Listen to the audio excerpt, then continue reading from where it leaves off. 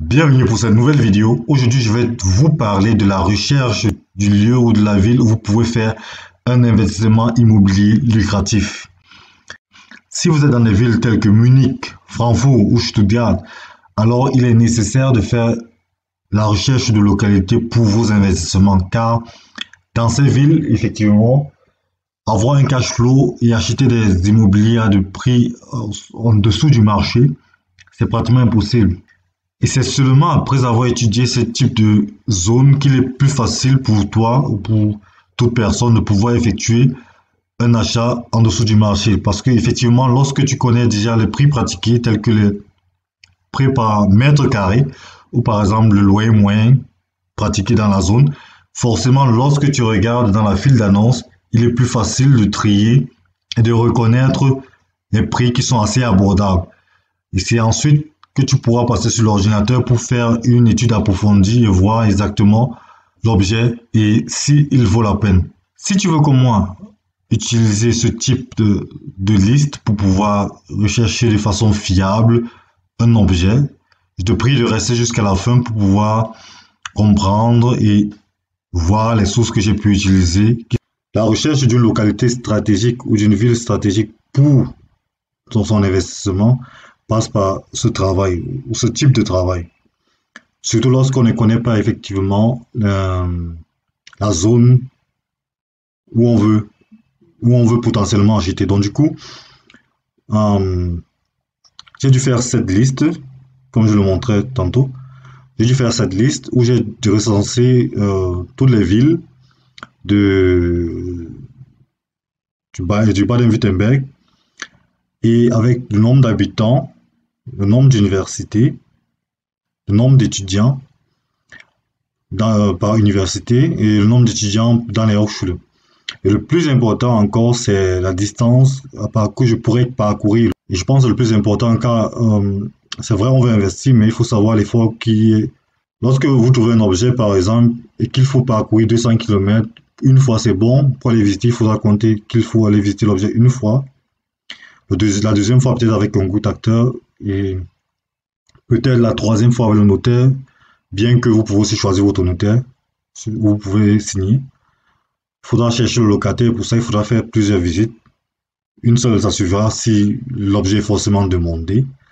Et lorsque le locataire a un problème, il faudra pouvoir réagir de façon prompte. Donc du coup, lorsqu'il y a un problème, il faudra forcément arriver, voir votre objet, comment est-ce qu'il est entretenu et qu'on sort. Donc du coup, il ne faudrait pas négliger cette distance-là. Si vous comptez voyager 200 km, 100 km, vous devez connaître votre limite. Donc, du coup, pour moi, ça, c'est le plus important déjà. Donc, après cela, il est important, à l'aide de certaines sources que je pourrais forcément citer après, de retrouver le rendit qu'on peut avoir dans cette ville, le rendit moyen qu'on peut avoir dans cette zone, le prix par mètre carré moyen et le prix du loyer moyen. Et aussi l'évolution démographique pour dans les années qui viendront, c'est-à-dire sur 30 ans, il y a des sites où on peut regarder ça effectivement. Et ayant travaillé sur ce tableau, j'ai pu obtenir ceci. Mais ça, c'était en 2019, car les prix, effectivement, sont différents.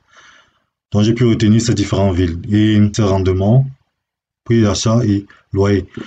Bon, maintenant, je vais essayer de regarder si les prix sont encore les mêmes. Et pour ça, je vais venir ici. Là, par exemple, j'avais déjà tapé la ville d'Heilbronn.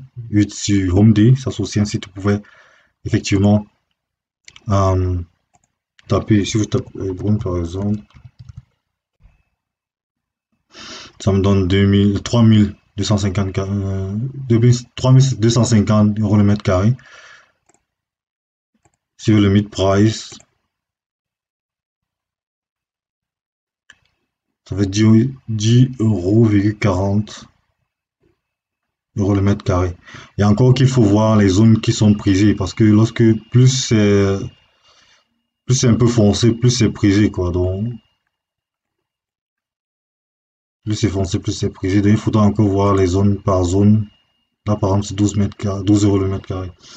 Ou encore, sur ImmoScout, taper sur ImmoScout, là, par exemple, Verkauf, Price Atlas. Love tapé, il prend le price d'un véhicule. Et en gros, que ceci est plus actuel dans la mesure où la majorité des offres sont placées ici. Donc, forcément, ils connaissent mieux les prix. Exactement, ok. Là, on voit à peu près à combien le mètre carré se trouve. Donc, vous avez ces deux options-là. Connaître un peu le price check, on prend le price check, price véhicule. On est à 3700, on est à 3300 par là. Ici, on était à combien? De toute façon, là, on va dire 3200. Et là, vous le faites pour chaque ville. Et vous remplissez, quoi. Vous faites pour chaque ville. Là, avant, c'était 2800, mais maintenant, c'est mort. Dans ces 3000. Donc, du coup, vous voyez que ça avance. Plus on perd de temps, plus les prix augmentent. Donc, du coup, avec ceci, vous pouvez déjà connaître, avec ces deux différents sites que je vous ai montrés, vous pouvez connaître le prix par mètre carré, les prix des loyers. Il y a aussi un site que j'utilise constamment. C'est aussi un site que j'utilise constamment, c'est ceci. Capital.de. J'aime bien aussi.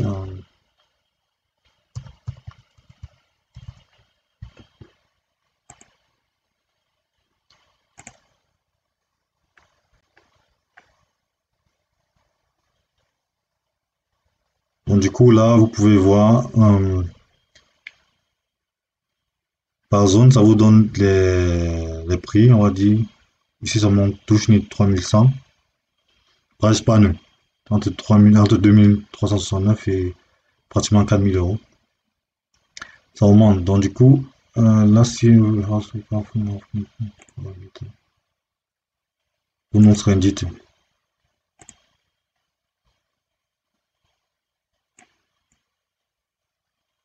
Là, ça donne un aperçu. Mais véritablement, c'est juste un aperçu, vous faire une idée. Donc, avec ça, vous pouvez remplir une liste comme celle-ci. Et maintenant, pour la démographie, j'utilise généralement, il y a ce site Prognose, Tsukuf Atlas. Vous vous inscrivez et puis il vous envoie ça par mail. Il vous envoie ça par mail, il vous montre la démographie et comment est-ce que ça se passe. On essaie un peu de classer les différentes villes en fonction de l'innovation, en fonction de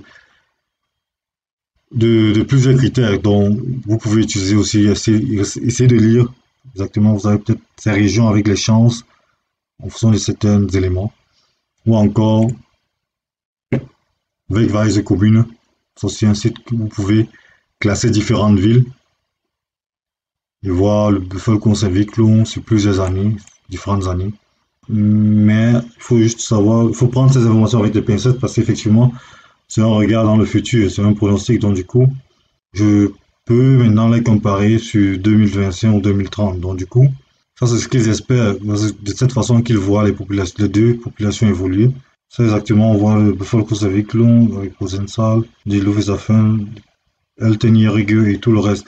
Donc, en fait, ça, ce sont les différentes sources que vous pouvez utiliser juste pour pouvoir vous rassurer. En fait, c'est pour pouvoir essayer de faire rationnellement un petit pronostic et voir si ce que les chiffres montrent vont aussi dans le même sens. Donc, du coup, juste pour vous faire une idée, essayez de comparer, de voir là où vous avez le meilleur indice et vous lancez, quoi. Parce qu'après, effectivement, il y a plusieurs façons d'avoir un objet et les questions sont souvent différentes. Ça, c'était juste un petit aperçu pour vous montrer comment est-ce que vous pouvez faire pour choisir la localité de votre investissement et être sûr à l'aide des chiffres que effectivement vous êtes en train de bien faire. Parce que, bien entendu, on peut faire ceci, mais le tout reste encore de pouvoir les trouver dans l'application.